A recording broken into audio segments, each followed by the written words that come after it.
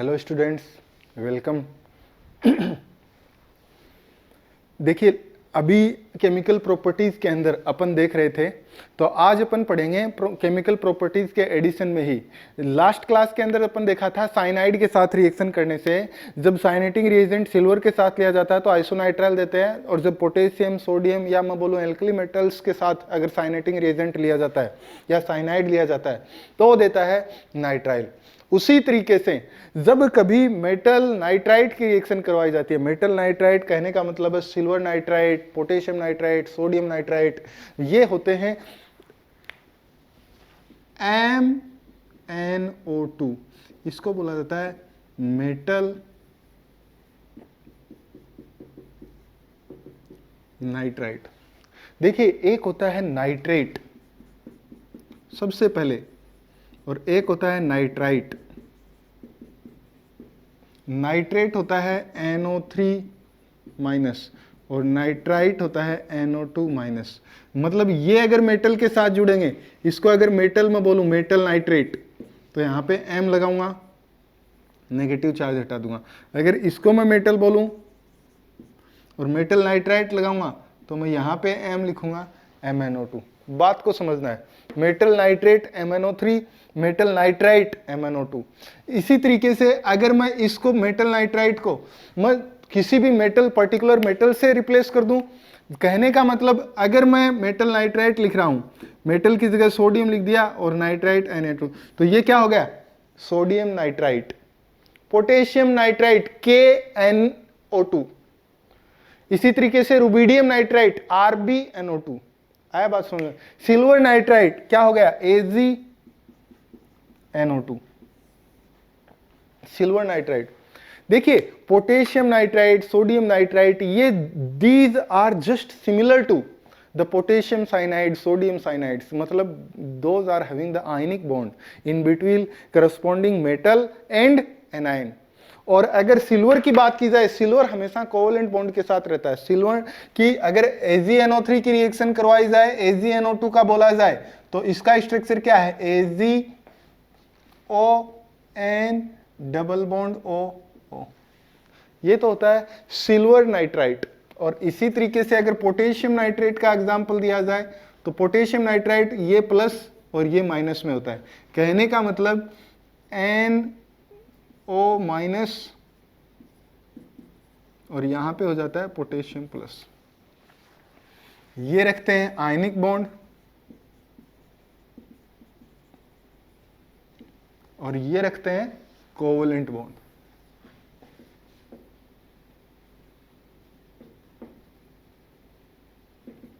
बात को समझिए,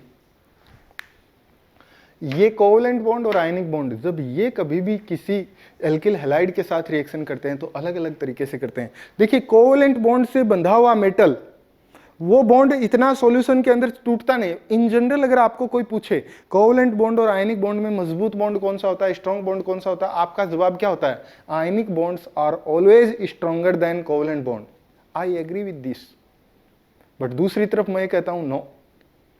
देखिए, मैं एग्री कब होता हूं? जब हवा में बात की जाती है, किसी भी सॉल्यूशन के अंदर बात नहीं की जाती, ड्राई फेज के अंदर बात की जाती है, वो आयनिक बॉन्ड हमेशा स्ट्रॉन्गर होता है कोवेलेंट से, much stronger than covalent bond.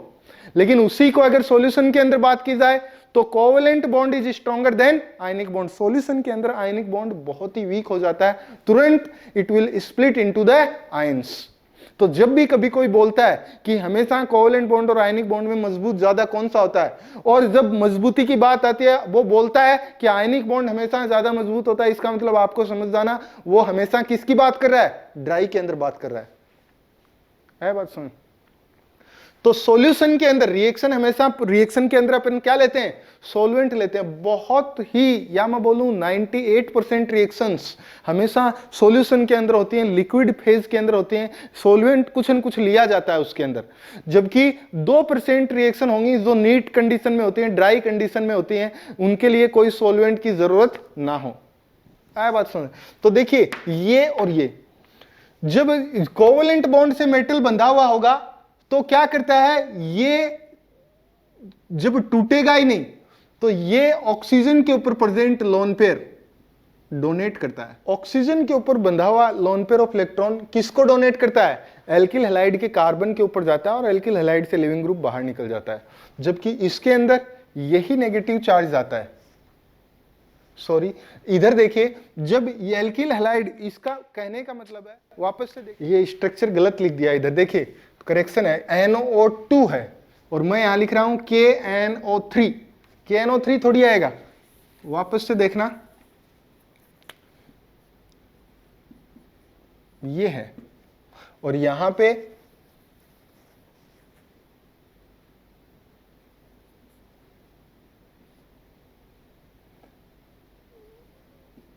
मतलब ये बॉन्ड तो है आयनिक बॉन्ड। आयनिक बॉन्ड किन किन के बीच में है? इनके बीच में, और इनके बीच में है कोवलेंट बॉन्ड। तो देखिए, ये जो कोवलेंट बॉन्ड की बात हो रही है मेटल और ऑक्सीजन के बीच में, ये है AgNO2, ये है। वो NO3 मैंने गलती से लिख दिया था, वो AgNO3 का स्ट्रक्चर था। वो जो स्ट्रक्चर थे वो किसके थे? AgNO3 और KNO3 के स्ट्रक्चर थे। उस स्ट्रक्चर को क्लियर कर लेना। अब है सिल्वर नाइट्राइट, वो सिल्वर नाइट्रेट का रिएक्शन था। सिल्वर नाइट्राइट का रिएक्शन हो गया AgNO2, पोटेशियम नाइट्राइट का रिएक्शन हो गया KNO2। देखिए, जब भी कभी रिएक्शन करेगा एल्किल हैलाइड के साथ, तो सिल्वर नाइट्राइट जब रिएक्शन करेगा तो इसका loan pair of electron reaction करता है किसके? एल्किल हैलाइड के कार्बन के साथ, जबकि इसके अंदर ये नेगेटिव चार्ज रिएक्शन करता है एल्किल हैलाइड के कार्बन के साथ। क्यों?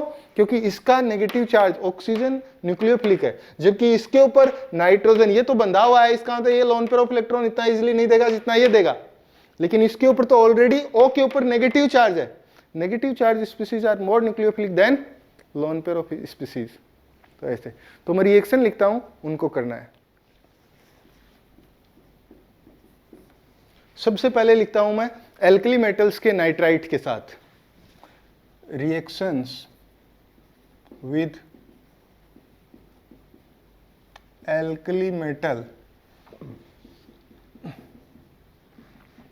नाइट्राइट्स।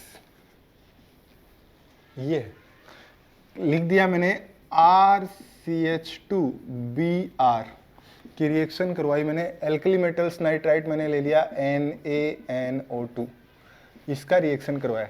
ये मुझे पता होता क्या है, NaNO2, इसके ऊपर नेगेटिव चार्ज होता है, पॉजिटिव चार्ज, और इसको मैं ओपन करके लिख लेता हूँ N double bond O negative charge, यही है। तो ये सॉल्यूशन के अंदर क्या होता है, ये नेगेटिव चार्ज इस कार्बन के ऊपर अटैक करता है और बना देता है corresponding alkyl nitrites.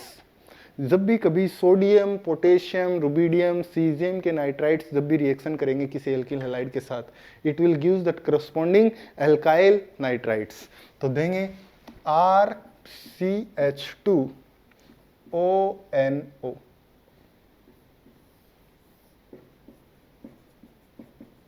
Alkyl nitrites. है बात सुन रहे? और यहाँ पे हीटिंग लिख देना। और रिएक्शन किसके थ्रू जा रही है? कौन सी रिएक्शन हो रही है? Nucleophilic substitution reaction. तो नीचे भी लिख देंगे reaction occur via nucleophilic substitution reaction. ये इसी की जगह अब मैं सिल्वर को सोल्ट लेता हूं, जब सिल्वर नाइट्राइट लेता हूं तो वो देखेंगे, ये हटा रहा हूं, ये रिएक्शन ड्राइविंग फोर्स पता लग गया, इसके अंदर O अटैक करता है, जबकि सिल्वर नाइट्राइट के साथ मैं नाइट्रोजन का अटैक करवाऊंगा। जब नाइट्रोजन का अटैक करवाऊंगा तो that will give the corresponding alkyl nitro group. कहने का मतलब नाइट्रो एल्केन देता हो, जबकि यहाँ पे एल्काइल नाइट्राइट्स देता है। दोनों में फर्क है। क्यों? क्योंकि वो सॉल्यूशन फेज के अंदर टूटता नहीं है कोवलेंट बॉन्ड, तो वो क्या करता है, नाइट्रोजन ही अपना लोन पेयर ऑफ इलेक्ट्रॉन से अटैक करता है, जबकि ये टूट जाता है तो ऑक्सीजन कर जाता है। तो इसके और इसके बीच में अगर ज्यादा न्यूक्लियोफिलिक तो O minus will be more nucleophilic, मोर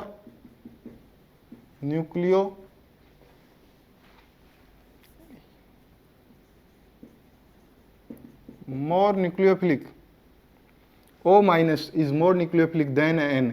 क्यों? क्योंकि न्यूट्रल नेगेटिव चार्ज स्पीसीज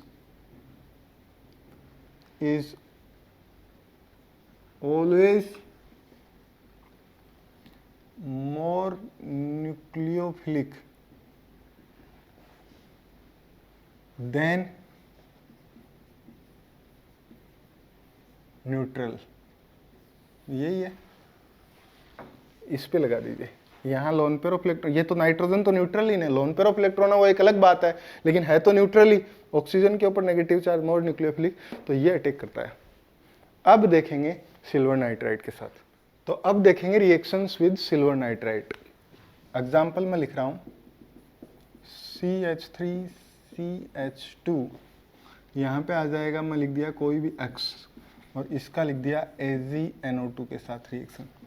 तो AgNO2 का स्ट्रक्चर क्या हो जाएगा, Ag, ये कोवलेंट बॉन्ड के साथ जुड़ा रहता है, मतलब कहने का मतलब ये, तो जब ये इसके साथ रिएक्शन करेगा हमेशा क्या देता है, नाइट्रो एल्केन। कहने का मतलब यहाँ दे देगा CH3CH2 नाइट्रो इथेन। कैसे नाइट्रो इथेन दिया और किससे दिया,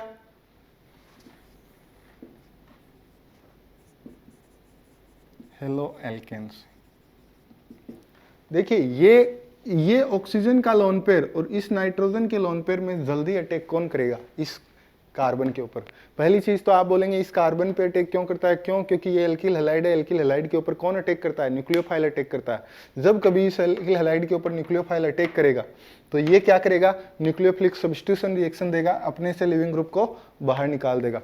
जो ही लिविंग ग्रुप को बाहर निकालेगा तो देखिए इसमें से नेगेटिव चार्ज इलेक्ट्रॉनिकली रिच ये भी है, ये भी है, दोनों में कौन देगा, nitrogen will give lone pair of electrons easily comparatively to oxygen. क्यों, क्योंकि इसकी इलेक्ट्रोनेगेटिविटी कम है।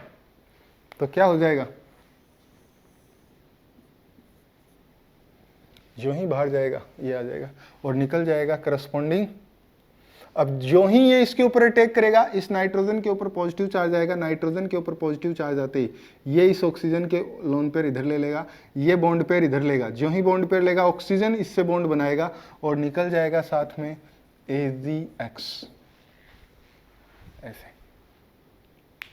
ये हुआ रिएक्शन। देखिए दोनों सिमिलर रिएक्शन है, मेटल साइनाइड्स की रिएक्शन, सिल्वर सोल्ट के साथ जब साइनाइड है और जब पोटेशियम और सोडियम के साथ जब साइनाइड है तो रिएक्शन। इसी तरीके से नाइट्राइड्स की जब रिएक्शन, सिल्वर के साथ नाइट्राइड्स है और जब पोटेशियम और सोडियम के साथ जब नाइट्राइड्स है, किस तरीके से रिएक्शन होता है। अटैचिंग स्पीसीज, या मैं बोलूं जो जहां पे कनेक्शन है, the connecting species is different. ओ जुड़ता है जब किसके साथ रिएक्शन होता है, सिल्वर के साथ जब रिएक्शन होता है तब तो जुड़ता है एन, और जब मेटल पोटेशियम और सोडियम के साथ रिएक्शन होता है जब जुड़ता है ओ। उसी तरीके से उसमें देख लीजिए पोटेशियम साइनाइड और सोडियम साइनाइड के साथ रिएक्शन होता है तब तो जुड़ता है साइनाइड सी, और जब सिल्वर के साथ रिएक्शन होगा तब जुड़ता है N, lone pair of electron attack करता है। ऐसे ये रिएक्शन है। अब एक क्वेश्चन देता हूं वो करिए। तो देखिए एक क्वेश्चन दिया गया है, क्वेश्चन के अंदर दिया गया है the major product of the following reaction is, एक रिएक्शन दिया गया है, एल्किल हैलाइड की एक रिएक्शन है, उसके अंदर आपको मेजर प्रोडक्ट पूछा। ये आया था ZW 2019 के अंदर आया है, मैन में आया है। आया बात सुने, क्वेश्चन क्या बोलता है कि पहला KOH के साथ रिएक्शन दिया गया है एल्किल हैलाइड का। देखिए यहाँ पे उसने मेंशन नहीं किया है एल्कोहलिक KOH है, एक्वस KOH है। जब मेंशन नहीं किया है तो आप क्या समझेंगे, तो उसके लिए मैं बता देता हूँ आपको हिंट। आप नेक्स्ट रिएक्शन को सोचना है और नेक्स्ट रिएक्शन को सोचते हुए आपको दिमाग लगाना है कि मैं इसको एल्कोहलिक KOH लूंगा तो एलिमिनेशन होगा, एक्वस KOH लूंगा तो अल्कोहल बनेगा, अल्कोहल बनेगा तो आगे की कंडीशन में क्या हो सकता है, एलिमिनेशन लूंगा तो आगे की कंडीशन में क्या हो सकता है और क्या होगा। तो देखिए अगर मैं पहला कंडीशन, मैं मैकेनिज्म ड्रॉ कर रहा हूं, ये Br इस मॉलिक्यूल के अंदर मैं अगर एक्वस KOH लेता या अल्कोहलिक KOH लेता, दोनों ही पॉसिबिलिटी है मेरे पास। किस तरीके से क्वेश्चन को सोचते हैं मैं वो बता रहा हूं। या तो एग्जाम में देगा, देता है तो अच्छी बात है, एग्जामिनर अच्छा आदमी है अगर देता है तो, नहीं देता है तो मतलब क्या है कि अपने को खुद को इतना इंटेलेक्चुअल बनना है कि किस तरीके से क्वेश्चन को अटेम्प्ट किया जाता है। मैं जब एक्वस लेता हूं तो मैं लगा देता हूं यहां पे OH, और जब मैं एल्कोहलिक के OH लेता हूं तो मैं बना देता हूं यहां पे Br और ये बना देता हूं एल्किन। बात समझिए, आगे की कंडीशन ऑक्सीडेशन दे रखा है, इसका ऑक्सीडेशन करके मैं कुछ नहीं कर सकता। CrO3 की प्रेजेंस में तो डबल बॉन्ड को भी ऑक्सीडेशन में नहीं कर सकता। CrO3 की प्रेजेंस में मैं एल्कोहल को ऑक्सीडाइज कर सकता हूं। किस तक कर सकता हूं? एसिडिक मीडियम दिया गया, मतलब मैं उसको एसिड तक कन्वर्ट कर सकता हूं। और एसिड को जब H2SO4 की प्रेजेंस में रिएक्शन दिया गया है, इसका मतलब उसका OH बाहर जाके बेंजीन का न्यूक्लियोफिलिक इलेक्ट्रोफिलिक सब्स्टिट्यूशन रिएक्शन हो सकता है। जबकि यहां पे तो मैं कोई रिएक्शन ही नहीं करवा सकता। इसका CrO3 के साथ क्या रिएक्शन करवाऊं? ये इलेक्ट्रॉनिक डबल बॉन्ड यहां ओजोन होता तब तो मैं रिएक्शन करवा देता करस्पॉन्डिंग कार्बोनाइल कंपाउंड्स में, लेकिन क्रोमिक एसिड के साथ क्या रिएक्शन करवाऊं? इसका मतलब जरूर ये एल्कोहलिक नहीं है, ये एक्वस KOH है। एक्वस KOH के ऊपर ये बना पहले, जो ही ये बनेगा आपको CrO3H+ दिया गया है, और ये क्या करता है? इस एल्कोहल को ऑक्सीडाइज करता है, और ऑक्सीडाइज भी कहां तक करता है? Up to oxidise up to acid. कहने का मतलब है पूरा का पूरा ऑक्सीडेशन करता है वो बीच में नहीं रखता। बीच में कौन रखता है? PCC, पिरिडीनियम क्लोरोक्रोमेट रखता है। तो एल्कोहल के अंदर मैंने बताया था, तो ये आ गया Br। आप बोलेंगे इसका मैकेनिज्म क्या होता है? No need to see the mechanism about this is very difficult mechanism. You think that just इस कार्बन का ऑक्सीडेशन होके यहाँ पे भी डबल बॉन्ड आ जाता है ये, और इसका एसिडिक कंडीशन में जब हीट करेंगे तो यहाँ पे प्रोटोनेशन होता है। जो ही प्रोटोनेशन होगा, कहने का मतलब है पहले इसके ऊपर मान लीजिए, जो ही इसके ऊपर प्रोटोनेशन होगा, देखिए ये लोन पेयर ज्यादा फ्री है इसलिए इसके ऊपर जोड़ रहा हूं, इसके ऊपर नहीं। क्यों? क्योंकि ये किस में इन्वॉल्व है? रेजोनेंस में, तो ये फ्री है, तो मैंने बता दिया। और ये बेंजीन है, ये Br, और यहाँ पे आ गया C डबल बॉन्ड O। कहने का मतलब यहाँ पे आ गया OH OH, और यहाँ आ गया पॉजिटिव चार्ज। और जो ही पॉजिटिव चार्ज आएगा ये क्या करेगा? अपना इधर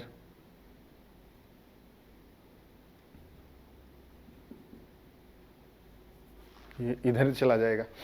पॉजिटिव चार्ज है ना, इधर पार्शियल पॉजिटिव चार्ज आया है, क्योंकि ये डबल बॉन्ड ये लोन पे लेते हैं, यहाँ ऑक्सीजन के ऊपर पॉजिटिव चार्ज आएगा। जो ही पॉजिटिव चार्ज आएगा इधर जाएगा और ये इधर आएगा। यही चीज़ मैंने यहाँ लिखा है। कहने का मतलब मैं डायरेक्ट एक ही स्टेप में लिखा देता हूँ, C double bond O OH positive.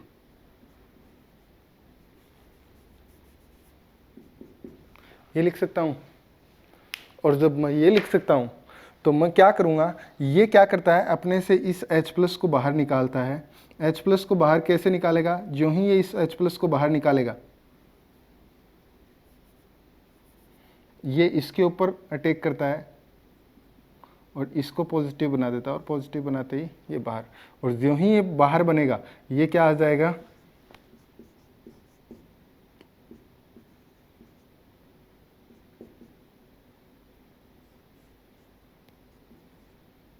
Positive charge. और ये पॉजिटिव चार्ज इस बेंजीन का क्या करता है? पैरा पोजीशन वाला कार्बन इसके ऊपर अटैक करता है। अटैक करने के बाद क्या हो जाएगा? ये Br और यहाँ क्या आ जाएगा? ये। और जो ही ये आएगा यहाँ पे क्या आ जाएगा? Positive charge. पॉजिटिव चार्ज आते ही क्या हो जाएगा? कहने का मतलब ये किस में कन्वर्ट हो जाएगा?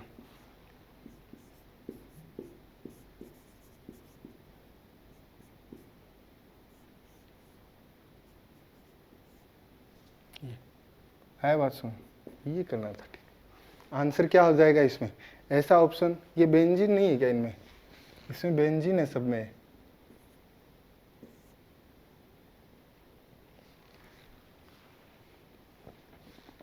तो आंसर कौन सा टिक हो जाएगा? बी। ऐसे देखना था।